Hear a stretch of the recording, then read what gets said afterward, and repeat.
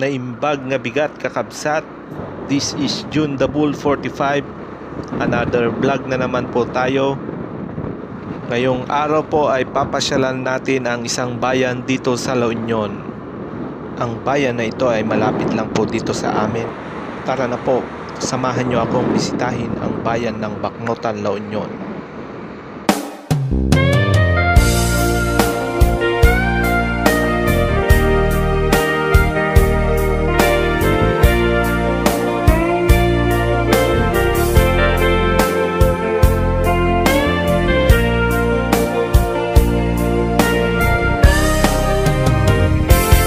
Di na minsan nagkita ta, di na magkunuwatan na kayaken ka. Isumbat mo ket nalawag, awan ko nam nga ibaga kanya. Nalawag apar buglaeng isumpat mo na nakita, akako'y kuyog mo. Nalawag apar buglaeng isumpat mo na nakita, akako'y kuyog mo. Ni ay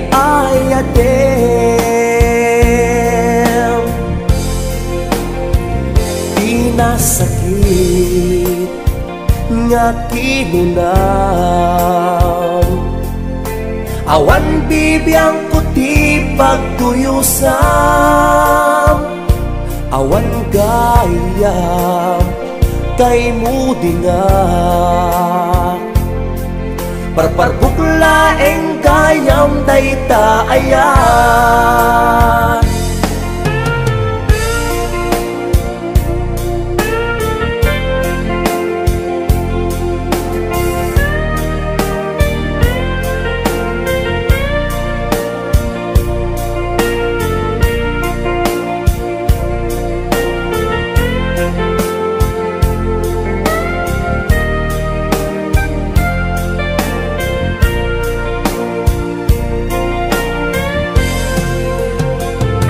Iti na minsan nagkita ta,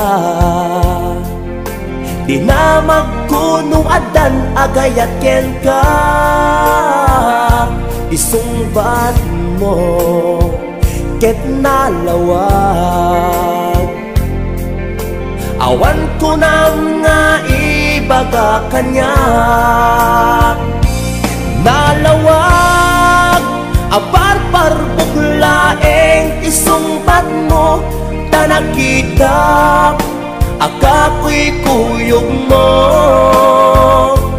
Nalawag apar buglaeng isumpat mo ta nakita, akako'y kuyog mo. Ni ay ayatem, ni ay ayatem, ni ay ayatem, ni ay ayatem, ni ay ayatem, ni ay ayatem, ni ay ayatem, ni ay ayatem, ni ay ayatem.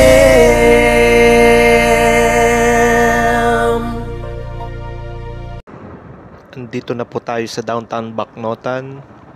Yan po yung kanilang plaza. Ito po yung Catholic Church. May ginagawa pa po dyan na under construction. Dito po tayo dadaan sa likod. Dito po sa intersection na ito, yung right side po ay papunta sa Rawis. Tapos dito po sa left side, ito po yung health center nila. Dito po tayo dadaan, papunta na po tayo doon sa highway. Yung mga right side po na daanan dito, ito yung mga crossing, yan po yung mga papunta sa National High School, sa Bacnotan National High School. Hindi na po tayo papasok dyan kasi dyan po yung pinasukan ng tricycle. Hindi na po tayo papasok dyan. Magtuloy-tuloy na po tayo doon sa National Highway.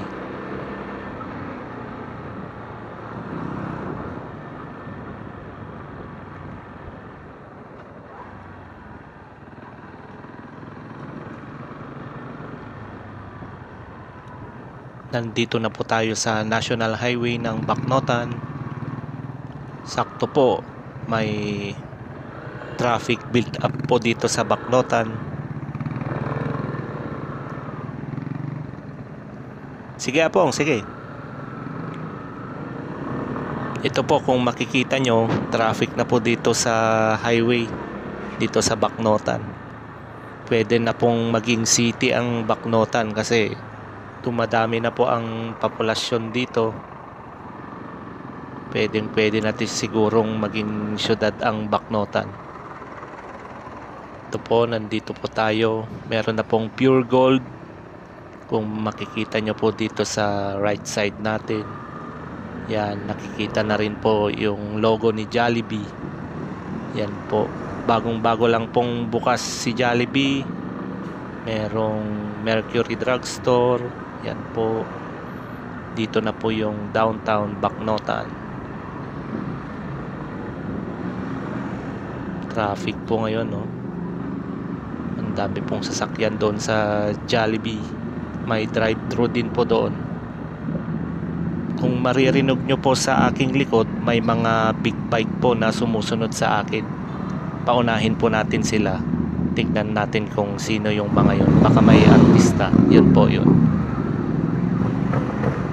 May babae pa na nagmamaneho ng motor. Try nating dikitan. Ay, yung mga surfer siguro ito doon sa San Juan, La Union. Dito lang po tayo sa Bacnotan. May checkpoint. Ito po yung mga naka big bike. Try po nating makisali sa kanila. Pero hanggang dito lang po tayo. Babalik din po tayo mamaya.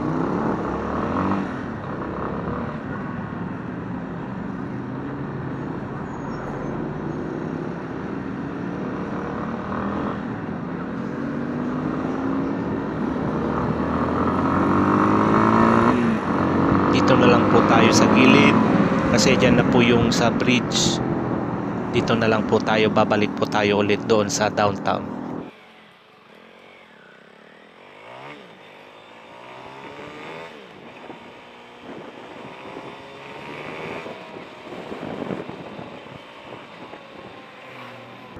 Bumalik po tayo, nandito na po tayo ulit. Yung sa left side po, ito po yung sa Bacnotan Cemetery. Yan po. Sabado po ngayon kasi kaya siguro maraming nandyan kasi may inilibing. Ito po, tignan po natin yung Jollibee Bacnotan. Andok, Cebuana, yan po yung mga establishment dito sa Bacnotan. Yun na po yung Jollibee. Dito po yung sa public market ng Bacnotan, La Union. Yan po yung Bacnotan Pure Gold. Tapos dito po yung crossing ng papunta sa San Gabriel. Yung sa right side. Tapos yung left side po papunta sa Bacnotan Cement. Ay sa Holcim or pwedeng daanan papunta sa Luna. Dito na po tayo.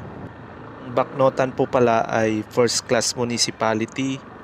According po sa NSO, yung population po ng Bacnotan noong 2015 census ay 42,078.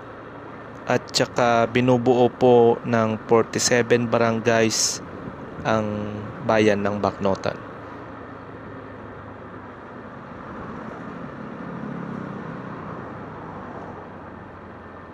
Dito na po tayo sa Bacnotan Municipal Hall. Yan po yung munisipyo ng Bacnotan. Tapos yung makikita po natin dyan sa diretso ay yan po yung St. Michael the Archangel Parish Church ng Catholic. Yan po. Stop over na po tayo dito para mag-picture-picture.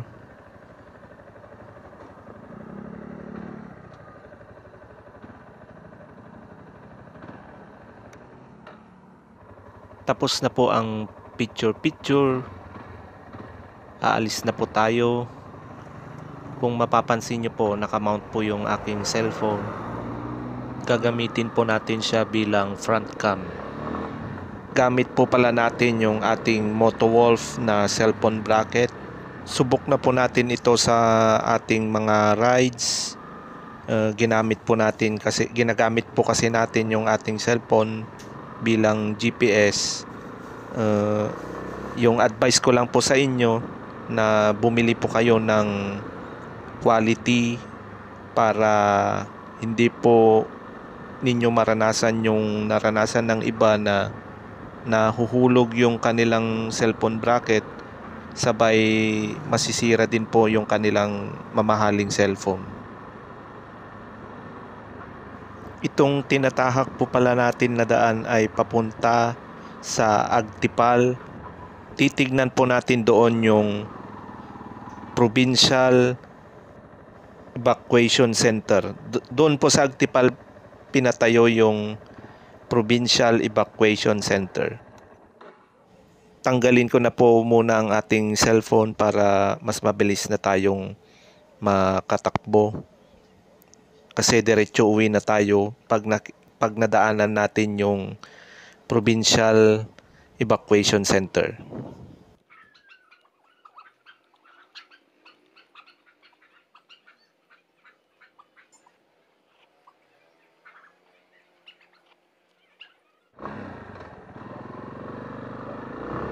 Itong dinadaanan po pala natin ay papunta sa kanilang mga barangay na pwedeng papunta sa Bagutot or sa Agtipal tapos sa Borayok.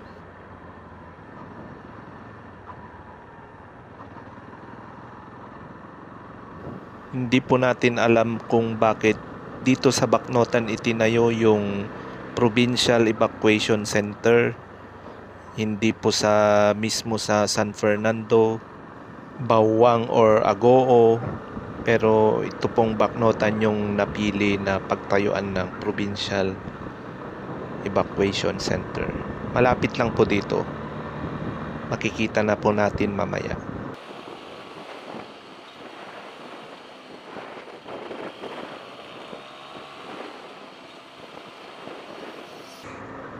Nandito na po tayo sa Provincial Evacuation Center. Dito po pala mismo sa boundary ng Barangay Agtipal itinayo ito. Makikita po natin yung kanilang arko. Yan po yung arko ng Agtipal. Andito na po tayo sa Provincial Evacuation Center.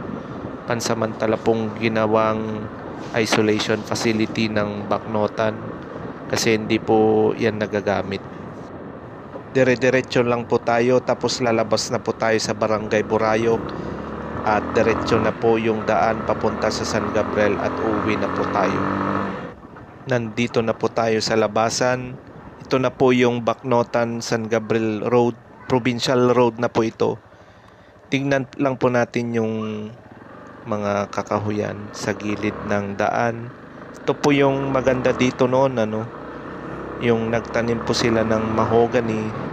Yan po, kaya malilim dito sa daan, pero may bad news po kasi lahat po ng mga puno na nandito sa gilid ay puputulin yan dahil po sa gagawing road widening.